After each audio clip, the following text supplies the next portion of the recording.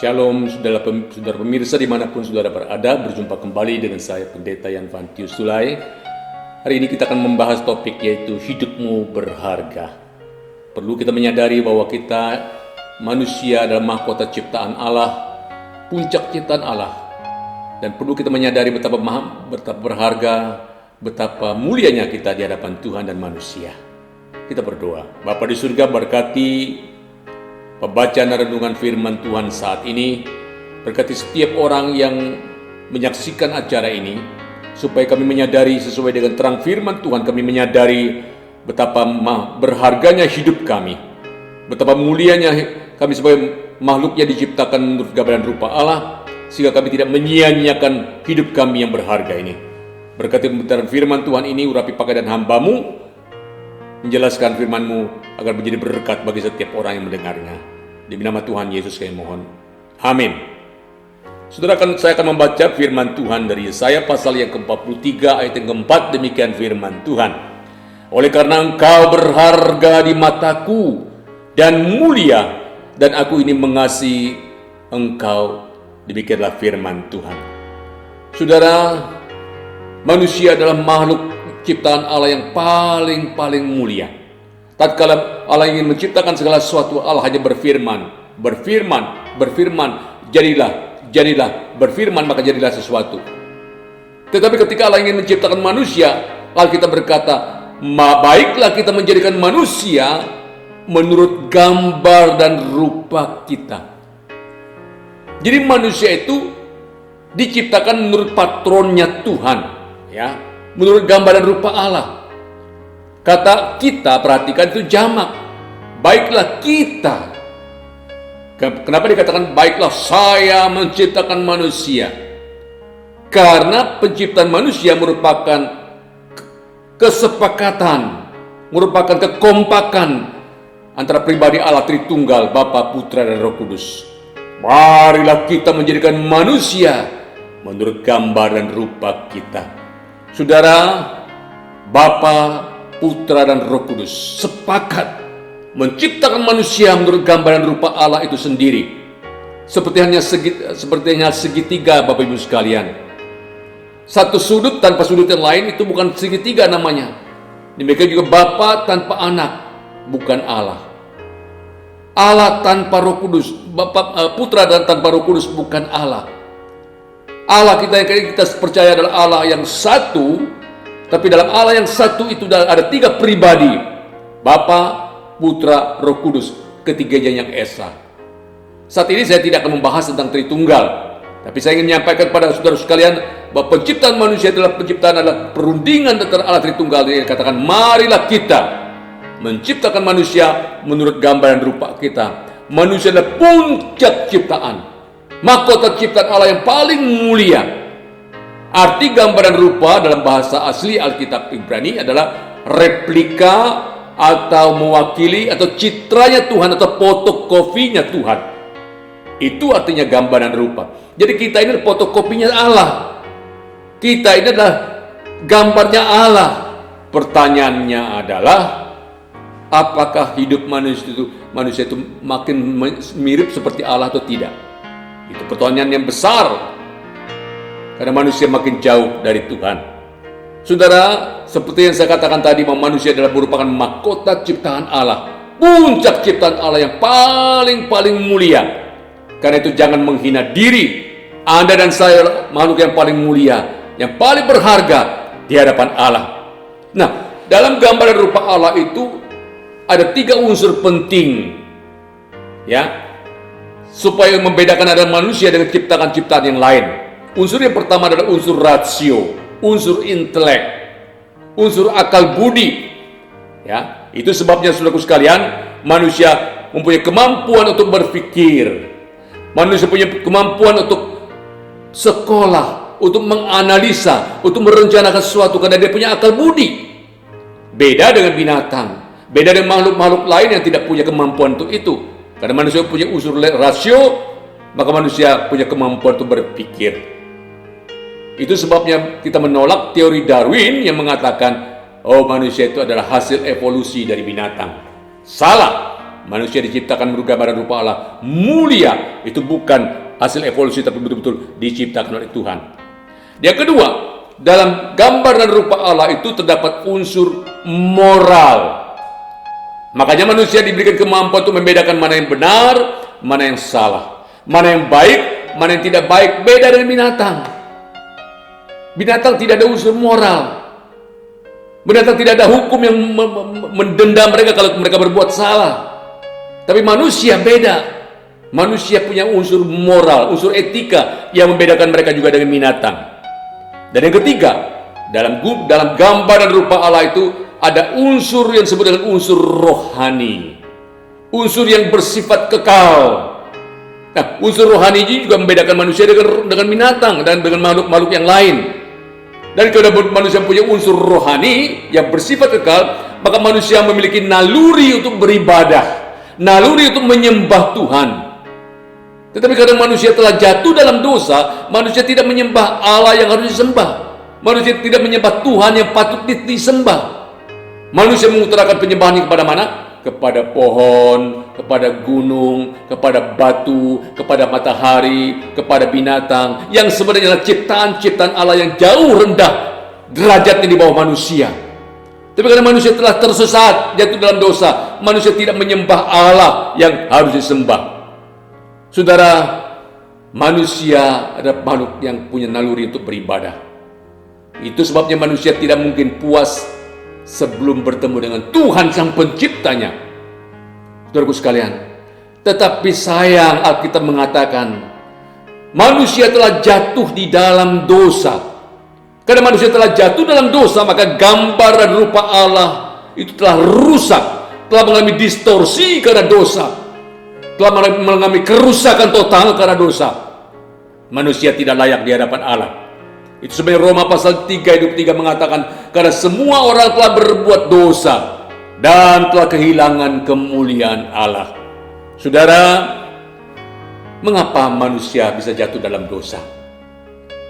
Singkat saja saya menyampaikan kepada saudara tentang sifat-sifat dosa yang menggoda, yang bisa menjebak manusia jatuh dalam dosa. Yang pertama, sifat dosa itu menarik, Bapak Ibu sekalian. Dosa atau iblis menawarkan dosa bukan dalam bentuk yang menyeramkan, yang menakutkan, yang tidak mengenakan, tidak. Tapi dosa itu muncul dalam bentuk yang enak, menarik, sedap, menyenangkan, dan tidak ada orang kebal terhadap dosa.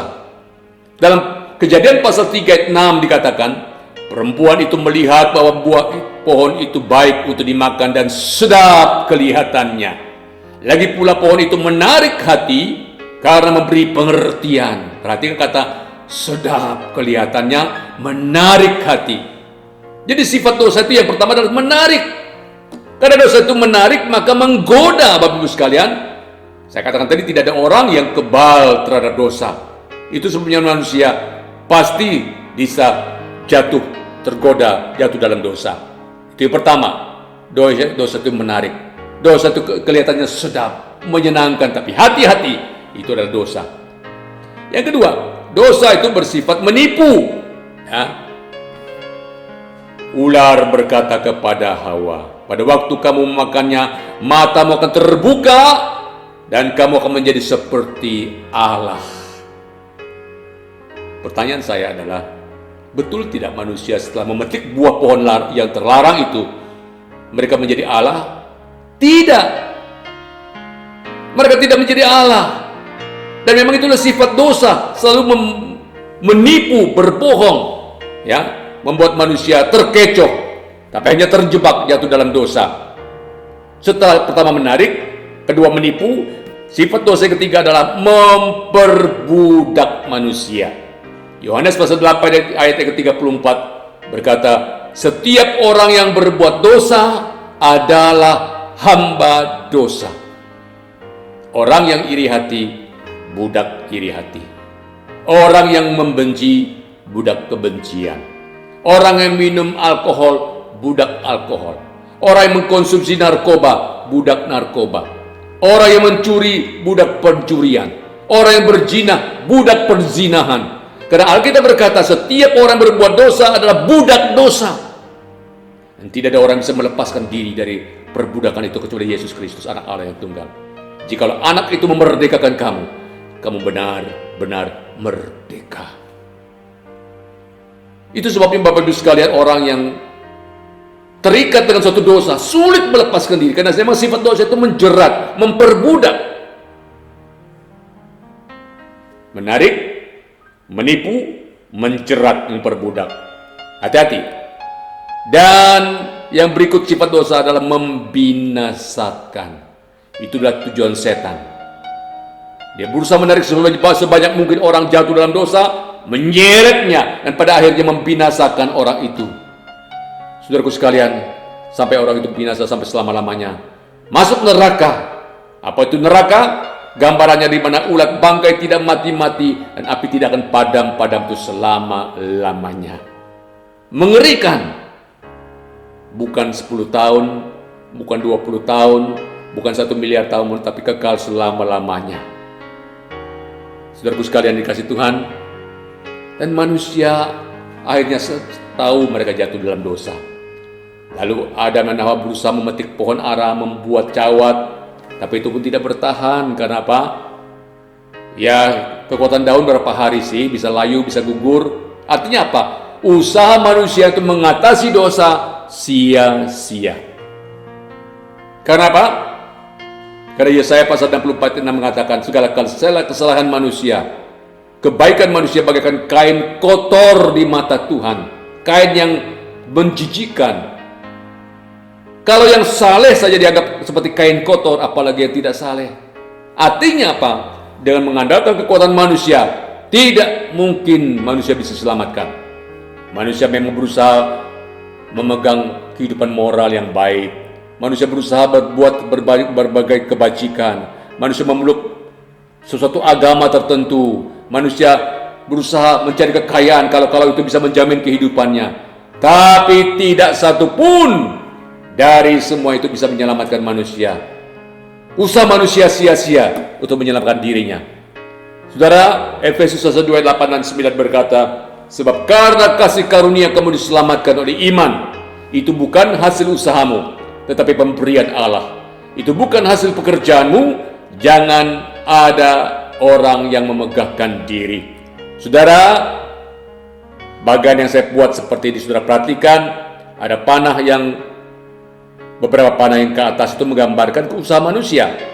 Perbuatan baik, amal ibadah, agama, segala macam, semoga bisa mencapai Tuhan. Tapi tidak satu pun dari usaha itu bisa menyelamatkan manusia. Yohanes pasal 16 ayat 28 mengatakan, aku datang dari Bapa, aku datang ke dalam dunia ini, dan aku meninggalkan dunia ini dan pergi kepada Bapa. Artinya apa? Yesus pernah datang dari dunia dari surga ke dunia, dan setelah dia mengerjakan karya keselamatan, bangkit dan naik ke surga, kembali ke surga, maka lalu lintas surga dan dunia dilewati oleh Yesus, sehingga dia bisa menjadi jalan bagi kita. Itu sebabnya Yohanes pasal 14 ayat 6 berkata, akulah jalan dan kebenaran dan hidup. Tidak ada seorang pun yang datang kepada Bapa kalau tidak melalui aku. Puji Tuhan, Yesus Kristus adalah jalan satu-satunya ke surga. Dia telah berkorban di kayu salib menanggung dosa umat manusia, bangkit pada hari yang ketiga mengalahkan maut, mengalahkan kuasa dosa dan kuasa iblis, dan dalam tangannya itu ada jaminan keselamatan, pengampunan dosa bagi orang-orang yang percaya kepada Dia. Yohanes 3:16 berkata, karena begitu besar kasih Allah akan dunia ini, sehingga Ia telah mengaruniakan anaknya yang tunggal, supaya setiap orang yang percaya kepadanya tidak binasa, melainkan beroleh hidup yang kekal. Sekarang bagaimanakah sikap kita? Kita tahu manusia telah jatuh dalam dosa. Gambar dan rupa Allah yang ada pada kita terusak oleh karena dosa. Satu-satunya jalan adalah percaya dan menerima Tuhan Yesus sebagai juru selamat pribadi kita.